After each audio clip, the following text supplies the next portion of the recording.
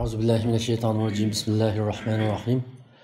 Avval bizni yo'qdan bor qilgan, bizni shu go'zal taqi turqimiz bilan yaratgan ulug' Alloh subhanahu va taologa bizga ato qilgan barliq moddiy va ma'naviy ne'matlar uchun cheksiz hamd va sanolarimizni yo'llaymiz. Ondan bizning yo'lboshchimiz, yetakchimiz Muhammad sallallohu alayhi vasallamga, oila tavobatlarga, sahobalarga, tabiinlarga va qiyomatgacha shularning yo'liga ergashgan zaminning barliq yerdagi mo'min musulmonlarga Allohning salomini yo'llaymiz. Endi uchinchisi bir muhim illat, ham ajallik illat, shu qarindoshlikni vayron qiladigan, ham shu g'ayvat shikoyat. Endi biz so'rinda bir qarindosh, ammo boshqa vaqtda yana bir qarindishimizning yomon gapini yana bir qarindishimizga deyish orqali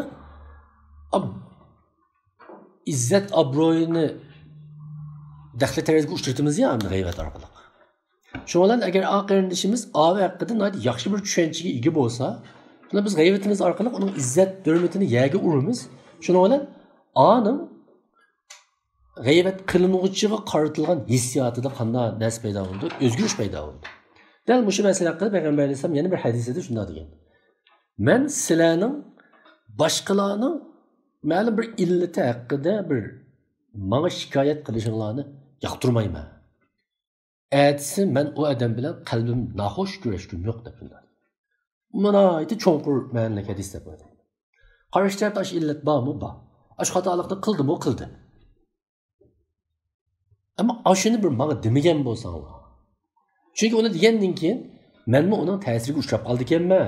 Hey, tuniga ash ishni qilgan odam mush ekan-da deb men uning ta'siriga uchrab qoldi ekanman. Mushuni menga bir demanglar. Yani Peygamber sallallahu aleyhi ve sellem ya o bütünler qat'iy illatni xoli bo'lsin, unda ajli qilmasin emas. Mayli men bilmayman uni. Menga demanglar. Agar biz o'zaro inoqligimizni texmi go'zal barpo qilamiz deydiganmiz, to'g'ri birisi-birimizning illatlari bo'lsa-mu, buni o'zaro qat'iy deyishmaslik. Chunki hisob kitobda oxirgi hisobda Allohning oldida berdi. Allohning oldida berdi. Unda bo'lgan ekan, biz bu dunyodagi bunda ushaq-tushaq so'tlarimiz bilan uni darhol bir hisob kitob elib etishimizdan hech qanday hojat yo'q. Endi g'ayvat to'g'riliqni bizni aytdi. Kuchli hadislar. Hatto Qur'oni Karimda Alloh eng ig'ir o'qitish bilan harom qilgan gunohlarning biri. Sizlarning oranglarda biringlar bir qarindishning go'shini yeyishni yaxshi ko'ramdi. Yo'q. Unda da g'ayvat qilish, go'shni yeyish bilan, shu bir meyitning go'shini yeyish bilan o'xshash. Nurg'un gunohlar bor. Manda qabih o'qitilgan. Hatto Alloh Qur'oni Karimda tilga turib o'xshatgan gunohlar manda az. Çünkü bu g'ayvat umumlashgan vaqtda o'ylab baqili insonlar o'rtasidagi ishonch yo'qolib ketadi. Ishonch ko'tarilib ketadi. Chunki masalan birisi menga yana birisining g'ayvatini qilib bergan vaqtda ma'u oning g'ayvatini qildi, haqiqatan mening g'ayvatimni ayati oni qilib qilish ehtimoli bor deb o'ylamdim, o'ylab qolamiz. Unda bo'lgandan keyin g'ayvat qilg'uchiga nisbatan ishonchimiz yo'qaydi. G'ayvat qilinuvchining illati tufaylidan uning bo'lgan ishonchimiz yo'qaydi. Shundan bu musulmon shaxslar orasidagi bu ishonch yo'qolgandan keyin bu yerda ittifoqlik, inoqlikning asosi bichitlanadi. Shunga g'ayvat nuqul bir kishilik illat bo'lishini hal qilgan, uning ta'siri va ziyni bir ummatni bularni bizga o'xshash ittifoqlik farzlarning farzi bo'lib ketgan bir millatga nisbatan o chaqda buni ziyon soladigan gunohlarmi balkim normal gunohdan nechasi ig'ir bo'lishi mumkin agar biz sodir qilsak.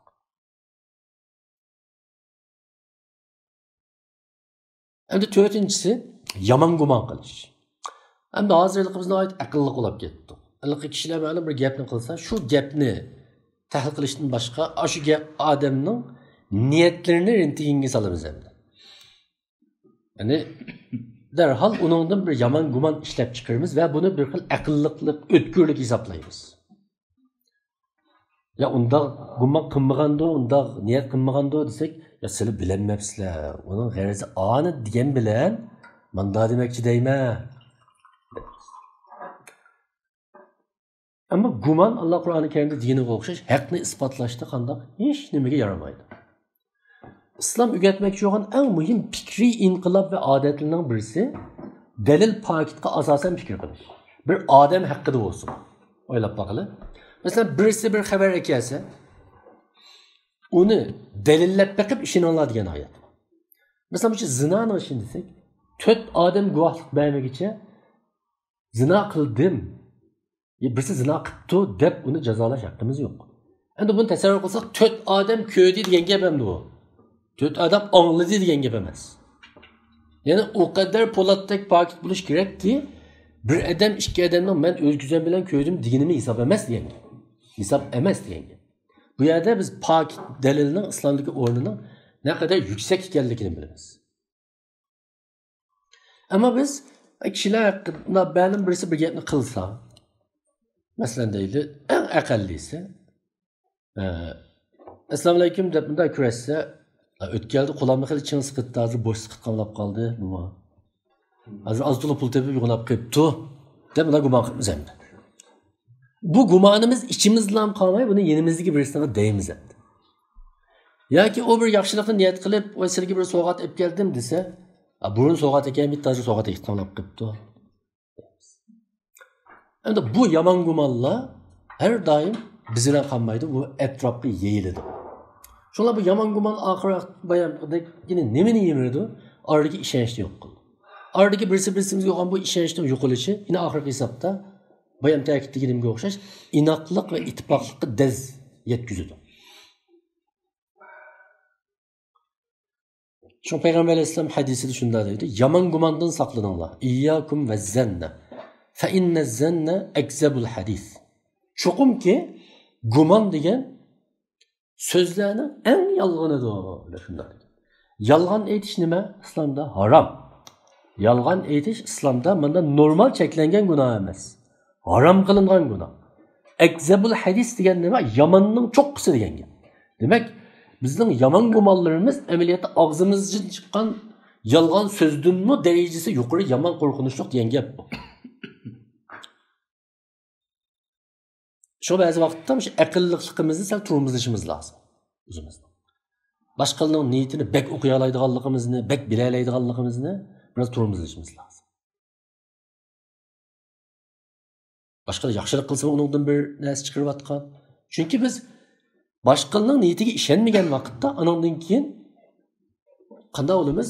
Uning bilan hech qanday bir haqiqiy, chin, yaqin munosabat barpo qilolmaymiz va qilmaymiz. Uni gumon qilgan tursa, uning niyati chataq tursa, u yaxshi ish qilsa, inovat uchun qilgan tursa, masalan, hozir o'ylayli, bir tashkilot faoliyat qildi. O vatanning mustaqilligi uchun yoki zulmning azaytilishi uchun qilmadi deymiz. Ular o'zining ish qilganligini ko'rsatish uchun namoyish qildi. Ma'lum birisi yana bir yaxshi ish qildi, uni o'zini bir qilish uchun yaxshi ish qildi. Qisqasi insonlar butunlay rezil niyatli bo'lib ketdi bizning nazarimizda, atrofimizda. Yaxshi ish qilgan odamlar oz qoldi. Niyatlarimiz o kadar buzildi ve rezilleştikki ameliyat undan olmaydı. Hiçbir zaman bir kavim, bir milletin içinde hem adam rezilleşmeydi, hem adam yamanlaşmaydı. Bazı vakitte biz devamlı başkalarının kalbidin, başkalarının sözleridir. Başkalarının yaman niyet izleydiğen bir kiselge giriptar olan bolsak, o çağda yine biz üzümüzge kayıtışımız lazım. Üzümüzge kayıtışımız lazım. Çatak mendimu ya. Çatak mendimu ya. Çatak mendimu ya. Çünkü bazılar eğer közümüz doğu olsa reallik mı bizge doğu görünür. O herkes dünyanın doğulukka yoki külrenligini emas, balki bizning ko'zimizdan yoki taqib olgan ko'zoynagimizdan bo'lgan bo'lishi mumkin. Balkisi ba'zi o'zimizning qalbi maymoq bo'lg'achqa, o aynakka o'xshash o'ziga tushgan suratlarni maymoq ko'rsatib solgan bo'lishi mumkin. Uni mana o'ylab qo'yishimiz lozim. Chunki biz yomon gumon qila olganligimiz bizning farosatimiz emas. Buni bilishimiz lozim. Endi 5-inchisi qo'pollik. Qo'pollik. Şu muamelede, gap sözde, başkalar öyle sözleşişte değil. Sözleşişte değil. Şu qo'pollik, qattiq gap qilish. Mesela çaqchaqni buna ait qattiqini qilish, başkalarning ko'nglini avaylanish bilmaslik. Mana mushuning o'zimi, shu munosabatni ait buzadigan qo'rqinchli ishlarning birisi. Şu Allah Qur'oni Karimda Payg'ambar alayhissalomning atrofidagilarning, sahobalarning nima uchun uning yanında turganligini so'zlab Nima deydi Qur'oni Karimda Allah? Sen ularga muloyim bo'lganliging uchun ular cho'rangdan taqilib ketmadi dedi. Agar qo'pol bo'lgan bo'lsang taqilib ketdi. Hatta bir payg'ambarmi? Hatta atrofidagilar uning haq ekanligini bilsa-mu, agar u muomala jihatda ularga qattiq qo'pol tegsa, gap so'zlarining talaffuziga diqqat qilmasa, balki nihoyat yirik, yinnilik, zahar gaplarni qilsa, o vaqtda o xil kishilar bilan uzoqcha munosabat qurish bir azobga aylanadi. Har qatim uning bir zaharli gapini anglab, g'azabga bir to'shab, xap deb qaytib berib, yana bir qatim anglab, yana bir qatim jarohatlanib, asta-asta bu yiroq turaychi deymiz. Qanday yaqin o'tkil oldu? Yaqin o'tkil olmaydi. Shunlashqa ba'zi sesiq gap qilish, zaharli gap qilish, uma gapdonligimizdan, usulligimizdan, no'chiligimizdan emas. Ba'zi vaqtda shunda o'ylayman, til ma'lum jihatda qalbning bir tashqi ko'rinishi bu. Tashqi ko'rinishi. Qalbning tashqi ko'rinishi. Bu ashunda o'ylamasa ba'zi gaplar undaq chiqmaydi. Bir chaqda birisi ashunda bir hikoyasi bo'ldi. Bir qo'shnisiga "Va yangi gapsiz qo'shnam" deb bir xaltada savza kiribdi-da. Shuning bilan "Ha, voy savzi terib dikansizda" debdi. Albatta etizlik yo'qligini bilidan. O chaqchaq deb o'ylamamdi. Yo'q, etizimiz yo'q. Sizga ag'ach kirdim degandan keyin "Ha, jiq ep qop dikansizda" debdi. Ana ikkinchi qatim qilsin chaqchaq deb tushunish mumkinmi? Ya'ni Belki jiq ep qop dikansizlar degan ma'nosi bikodan biko qilmaysiz, shu eshib qolmasin deb akiribsizda degan gaplar. Unda ikkinchi qatim unga qayta bir narsa ko'tarib akirami u gapdan qo'rqib. Albatta asta bo'ldi qilaychi deydi. Shu ba'zida gapdonligimiz, gapni obdan qilib oldim, joylab oldim, deb oldim degan gaplarimiz shu birsimizning qalbini shu Yeni sançıgandak bir qatim, iki qatim, üç qatim, dört qatim sançıgandakin asla o'qil kishilardan yiroqlashimiz, uning bilan munosabatimizni davomli saqlash bizga nisbatan azobdan boshqa narsa kelmaydi. Shunlashqa, misol hozir qarab baqili. Nurg'un bilimlik ba'zi kishilar. Bilimlik kishilar. Aslida millatga ehtiyojli, millat muloga ehtiyojli. Ammo shu ba'zi mijoz xarakteri xuylardiki, shu badqiliqlik tufaylidan, shuna qo'pollik tufaylidan, so'zining gaplarining sesqiligi tufaylidan millat ichidagi ta'sir qilish kuchimi, nupuzimi tuvallab ketgan. Unda bir kuchi qolmagan. Shunlashqa bu qo'pollik yaxshi narsa emas. Shu Payg'ambar alayhisalom hadisida muloyimlik nimada bo'lsa uni go'zal qiladi deydi. Muloyimlik nimadan chiqib ketsa, u narsami satlashib ketadi. O narsani satlashib ketadi.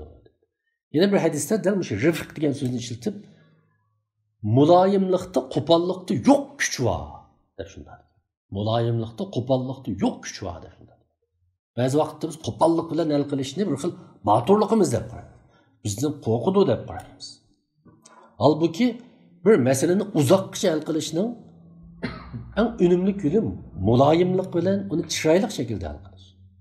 Qo'pollik kishilar ba'zi o'rdan sal tap tortganligi uchun vaqtliq ma'qul deb qo'ygani bilan ichida tillaydi. Xap deydi. Ammo haqiqiy islomning asli maqsadi nima? İnsanlarni iritish. Iritib islomga kirgizish. Qalbini haqiqiy moyil qilib kirgizish.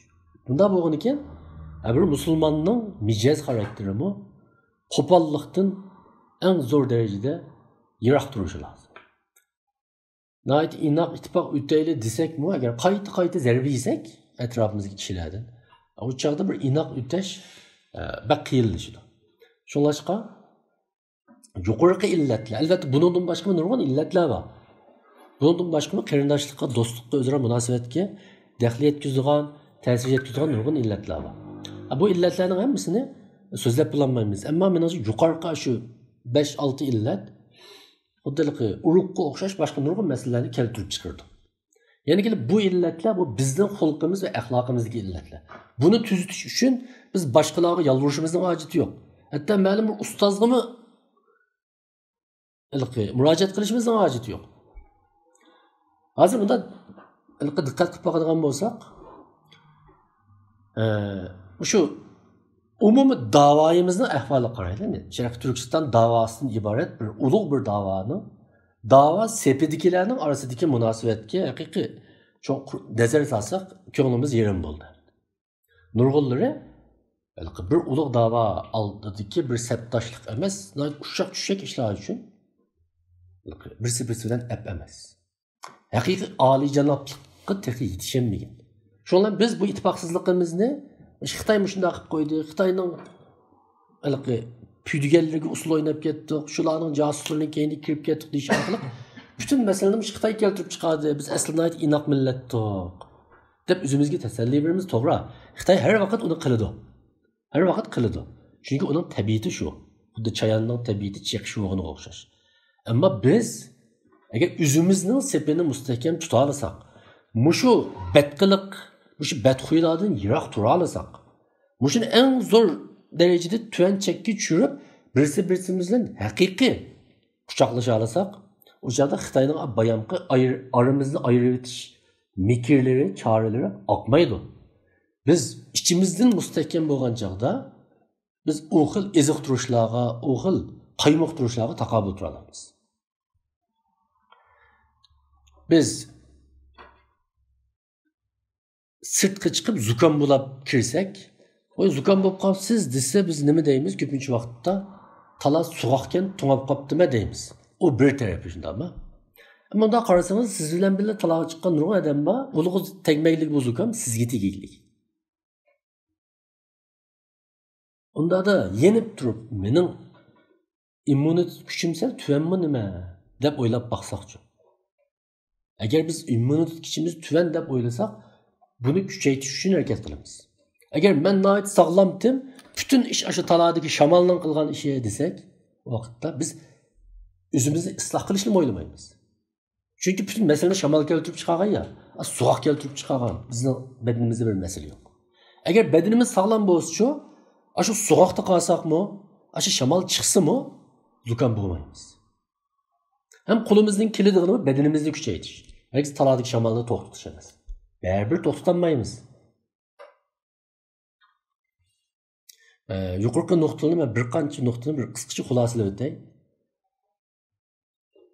Birincisi, qarindoshlikqa ziyon soladigan eng ajallik illatlarning birisi hasadxo'rlik. İkincisi takabburlik. Üçüncüsü g'ayratxo'rlik. Dördüncüsü yomon gumon birimiz haqidagi. Beşincisi qo'pollik. Beşincisi qo'pollik.